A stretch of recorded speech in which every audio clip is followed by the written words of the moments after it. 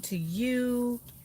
Man, I'm back on my time zone with my afternoon thoughts. How are you guys? Excuse me, got the hair all pent up today, but that's okay.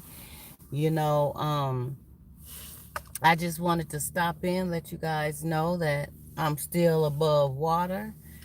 It has been some trying days for me. And, the devil is a liar. That's all I'll say. And I'll be glad when I can sleep a full night because it ain't been happening lately. So I'll be glad when I can. But anyway, I wanted to talk about um, these hurdles. And we have got to be mindful to remember that we can only take one hurdle at a time. Have you ever seen somebody running in a track race? Running, they pass the baton, run, jump over the hurdle, run, pass the baton, jump over the hurdle. They can only jump usually one hurdle at a time. And I think I might have saw where they jump one and go a few feet and jump another. But still, it's one at a time. And I will tell you, with the little life that I've lived, it seems as though I don't care how many weights come against you, at some point you're going to feel overwhelmed. I don't care how many people you try to do things for, you try to help, you try to direct, you try to be positive with, you try to give direction, you try to talk to, you try to guide, whatever. It's always going to be that time or another where you're going to feel like all your efforts were wasted, that it just didn't work out. Say for instance, you got these children that grow up to be young adults and you try everything under the sun to steer them in this direction of what you would say is wisdom directed and the right way to go and things like that. Although we're not perfect as parents, but we have lived a little more life and we do know a little bit more. And you try to guide them and they still want to do things their way. But at the end of the day, when you really think about it and look at it, you know, what's the best teacher? The best teacher is to knock your block up against the wall a few times, get that lump thump, let it swell, let it fill up with whatever, and then doctor it, pamper it until it goes down. And that's if you don't end up getting what they call brain confusion or contusions or um, getting concussions to the point that, you're pretty much messed up. Your frontal lobe is bombarded with stuff that you can never get rid of. Don't let it get to that point. But it's just been really heavy and bothering my spirit where, sometimes it seems as though, and maybe you guys have been through this yourself, it seems as though the more you try to do right by a situation or by people, sometimes it's just not good enough. Or it comes back to bite you in such a negative, draining, debilitating way that it becomes a nightmare. You are literally living in what we call a nightmarish state of life. You see what I'm saying? And it takes you there to the point where it becomes something that starts to drain you, literally. You ever been so drained with the stress of the situation that you're engulfed in that you take a look in the mirror and you can just see the worry and the weights written all over your face and your forehead and all that? Because stress kills, stress drains, stress will knock and zap you out of this universe. So when it comes down to it, the first thing you got to do is take care of you. You can't take care of nobody else, and I've said it before. You can't take care of nobody else unless you are taking care of yourself. Because at the end of the day, when there's no more you, or when you're sick, or what have it, life goes on. Things still happen and exist without you. Okay? People find a way to make it without you. So, in order to be able to combat these I would call demonic influences and weights that seem to try to come against you and weigh you down, you've got to first work on yourself and be able to tackle that. And some become really bitter.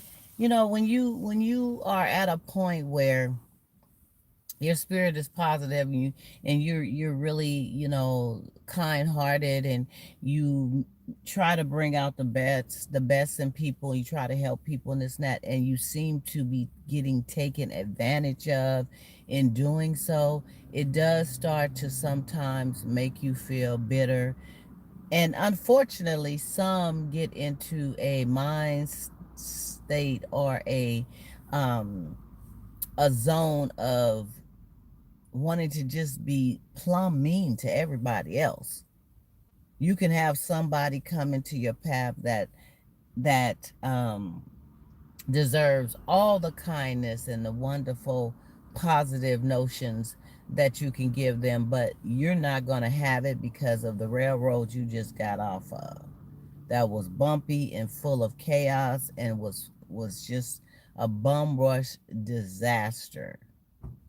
But then, mind you, you have to ask yourself, people who seem to be more selfishly engulfed in their self and their own personal visions, desires, dreams, goals, attempts, whatever it is, they're so bombarded with self that they can't even imagine or think for a moment that another person is suffering in regards to decisions that they have made or is making. And sometimes we stay in the midst of mess with someone or a situation, thinking that we're looking out for the good, or we're looking out for the best for that person, and all in all, you're doing nothing but making it worse for that person when you look at the big picture. Because sometimes that person needs to bump their head and to learn the life lessons without your Captain Save 'em attempts, so that they can appreciate and get to the point of growing and developing in the ways that they should to move forward. And I speak on that too for parenting, because we do get caught up sometime in wanting to be so mothering or so fatherly that you know we don't we don't let go. A movie that came to mind was Baby Boy, with how he was latched and attached to mommy. Tyree was, and he couldn't let go, and it was hard for him to adjust to life, to grow up, to mature, to accept the fact that mom had moved on, and was grown and had her man, and wanted to live her life. And mom was totally responsible too for allowing him to cling on for so long to her in that way. And she may have meant well as far as her motherly instincts and love for her child, but she didn't allow him to be the man that he needed to become beyond childhood. Beyond childhood. So that movie comes to mind to me. But we have got to start to really look at the bigger picture of our associations and connections and things that we do for people and with people. Because sometimes doing certain things for people is not really to the best interest. We think it is, we think it is, but it's not. It's causing a total chaotic type of situation.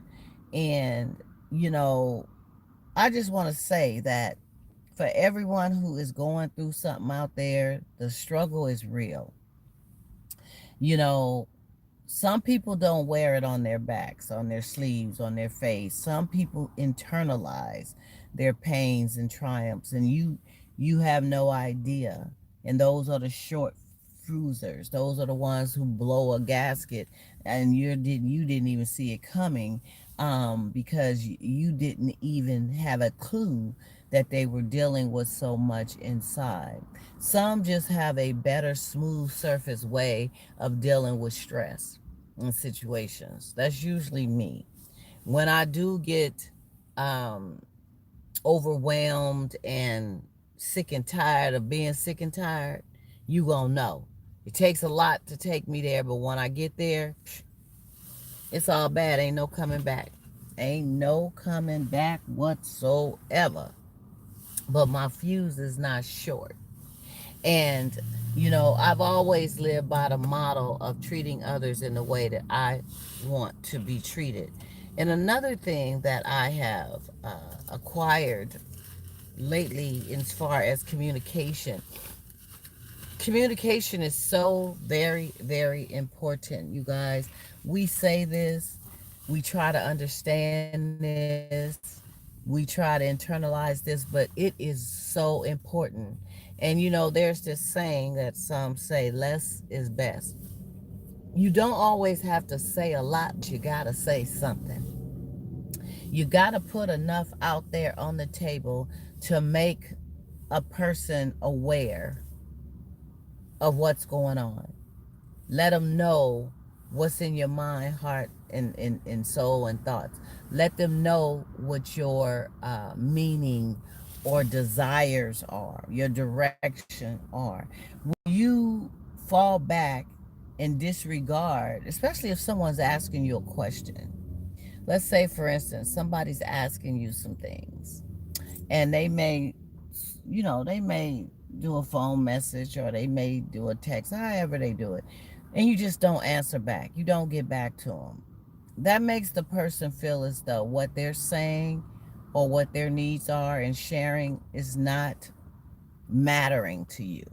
And I'm talking about you didn't get back because of you probably didn't know how to answer it, or you didn't want to answer it right then, or you didn't want to say anything. Whatever it is, all of it is hogwash and is wrong. If someone comes to you and they want to talk and ask you a question or two or three, it should be answered. Sometimes it may not be answered in the way you want to hear it, but then you take it there and y'all talk about it. But communication is so important. I can't stress that enough. And it doesn't take a whole book of dialogue. It's just being straight to the point. If you want to know something, ask it. If you got something to say it. You don't have to tell a whole story. One of my things I'm working on, I like to tell stories. Yes, I do. But it's not always necessary to put a lot on it to get your point across. And give a person the opportunity to respond in a way that they directly need to, not open ended questions. When you start putting out there open ended questions, you leave the door open for a person to take you on a roller coaster ride. All down the street, around the block, over the hill, under the mountain, whatever. But if you straight, narrow, boom, and I want to know, and what about, and how come? Straight, just straight. Then you put them in a situation where they need to be upfront and answer it. Either they're going to lie, or either they're going to be real. Let's hope that it is real. But they need to be upfront and answer it. Um, there's a right and a wrong way to do things. And That's why it's so important to take that one hurdle at a time. Because if we focus on a whole bunch of things, how, like they say, when it rains, it pours. You sitting up here, everything is hunky dory great, everything's going fine, and boom, here comes a tornado. Here comes a blockage of stuff you didn't even see coming. And you are overwhelmed. And you want to take over everything at one time. Well, it's impossible. It's impossible to do that and be successful and not be overwhelmed. You have got to take one hurdle and one situation at a time. Look at the dynamics of each and every hurdle that you're faced with. What's more important? What carries more weight? What's something that could wait until I focus on this first, and then boom, I can get over there to that after I maybe do this? You know, and that comes with skill, maturity, focus, and things of that nature. Here we go with a doggone phone call in the middle of the video. I told y'all that always happens. What I, what I tell you? I think they watch and say, "Okay, let me go on the call now." She's in the middle of the video. But yeah. So it takes a lot of maturity, and it takes you to be in a path of I would say calmness and focus. And sometimes that takes just stepping back, woosahing, reflecting. And one thing is, also I want to bring up, it's nice to have advice from people who's close to you, and they want to tell you how they would do things, what they would do, why they would do whatever. But it can become overwhelming when you got a whole bunch of people telling you different things at one time, and then you got your own mindset, which is the mindset that really makes the cake rise, because you're the one that has to determine when, what, how, and why, right? But they're all telling you these things. Well, I wouldn't do, and I would do, and you should do, and why not do? And you got all this stuff coming, and you're like, oh my God. Well, maybe what they're saying is right. Well, no, maybe what they're saying is right. Well, maybe I need to think about it like this. Well, maybe I need, and you got all these dynamics. And sometimes people get mad at you because you don't want to take their advice on anything. You be like, okay, well, thank you for sharing, but no, I think, and then they get mad at you. But lo and behold, and this is a fact, no one knows how they would handle any situation unless they walk in those shoes. You have got to walk in the same shoes to be able to identify how you would react or act to a particular situation. You could be then been through something maybe that was quite common, something that was kind of like that, or you can even sit up and empathize with the fact that they're going through that, and maybe just, whoa, if that was me, I probably, but it's a whole different feel unless you are in the midst of the slug yourself, going through it, and you can't tell me nothing if you ain't been through it, because how can you identify and relate? How can you identify? I made a scenario before in a video. How can you tell me about single parenting and you don't have no kids? Or how can you relate to single parenting and you've always had your mate with you from the time you guys made the baby to the time they flew the coop or whatever? You have been together. How can you tell one about drug addiction, nicotine addiction, um, pill addiction, whatever type of addiction, if you've never been addicted to anything, especially of that nature? How can you? So, you have to be then walked in those shoes.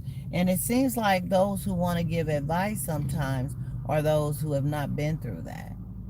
They haven't been in a situation, where they've had to decide between life and death, where they've had to decide between living and not living somewhere and not living somewhere, or leaving a relationship or staying in a dysfunctional relationship. You have had to have been in that type of scenario to really know the depths of it. And so you can become overwhelmed with someone trying to, they mean good, they mean well. And I think as a friend, if they ask for your opinion, you should give it to them. But some, you have those who just want to overly give you opinions and you ain't even asked for it. Then they want to beat you down like the hammer beating a nail about it if you don't even think or react or feel in the way that they do about the situation. That's just added freaking stress. Added stress. And what I try to do when it comes to stress is I try to get out the way, get out the way, get out the way. And I'm telling you the real. I ain't trying to be caught up in nobody's mess of stress if I can help it. There's some stress that, we just can't avoid. We can't run from, we can't hide from. As a matter of fact, I'm dealing with a lot of things right now you guys may not even know, but I am. Lord knows I am.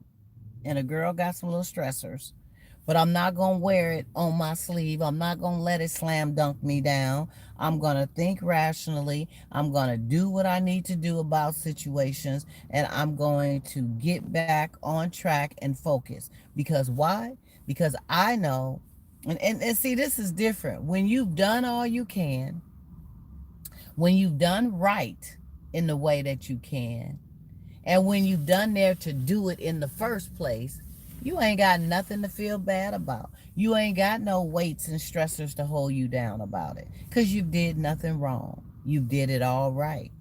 But it's time sometimes to say, okay, I have got to woosah. I have got to get out of the way. I have got to do things to make it happen. Because you know why? If you don't, sometimes folks will just wait around until somebody do, because they not, right?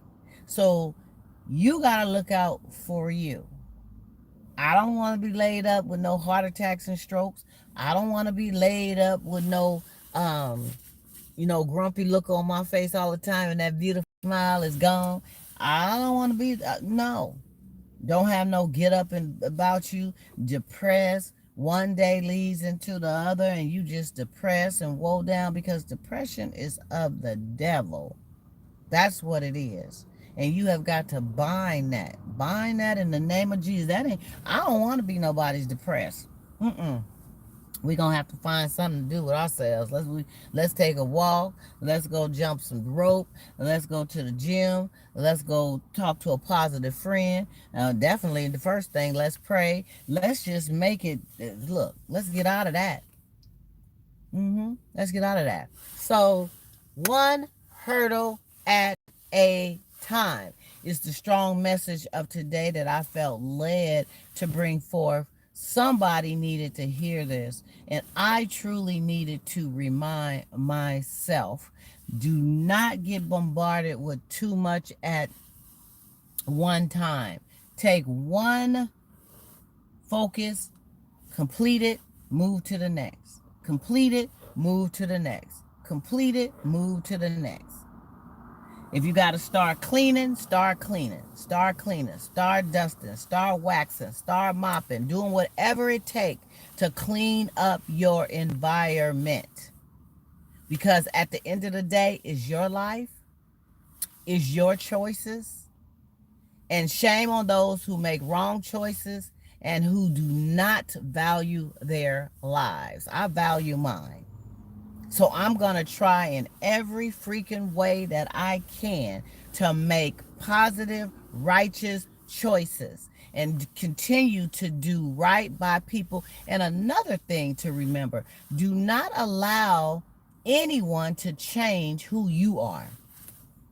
I've heard people say sometime, Yeah, they just turned me into a little, yeah, I'm not feeling nobody, nothing. I'm not going to ever do this and that no more. I'm not going to, man, bump everybody. I ain't feeling nobody. Boom, boom. And they allow people to change the inner man or the inner woman that you truly are. Keep your heart warm. Sometimes you just have to make some changes. Make some changes in your environment, make some changes in your associations, make your some changes in your connections. Be mindful and careful of who you allow in your circle. Stop pushing out and pushing back those who truly matter and who are truly in your corner that should be there in the first place. Sometimes we push out, and the devil is good at trying to make you do that. I ain't will have you push out your mama and everybody else too. And who don't love their mama better than anybody who should be loving their mama? But it'll have you just pushing everybody out the way, out the way, out the way, out the way. And you in this little corner all by yourself with the devil. With the devil. That's all up in here. With the devil. And that's how it ends up ending. So you have got to connect with the positivity and the vibe and the energy that's positive with those who can help you through your situations in a positive way, not demean you, not down you, not try to see you flat on your face, but to be there as a support factor. And remember to take one hurdle at a time. And even though advice is great, you can't get caught up in everybody's advice. And sometimes if they coming at you too strong, you got to be just real cool about it and say, you know what, I appreciate that, but I'm good. Thank you. But I got this. And you have to just put it out there in a cool way to let them know breaks, breaks. You know, you don't want to hurt nobody's feelings and make them think you don't appreciate them saying whatever, but sometimes it can be a bit much. And especially for those who think that their way is the highway. They don't think outside the box. They're not diplomatic in any kind of way. It's straight. Their way is the highway. Really? Not always. So anyway, God bless you guys all. I want you to have a wonderful day. That was my talk for the afternoon. And I'm going to be on here a little bit more because it's therapeutic for me. I need to reach out to you guys a little bit more. And we just, we just kind of bounce it off, talk about whatever, whatever. I may even come back on here tonight, tell you the truth. So, be looking for a girl. Like, share, subscribe, hit that bell. You'll be notified when I am on. If not, for sure tomorrow, okay? Have a blessed day, wonderful day. But I got to go. I got to go. All right now. Bye.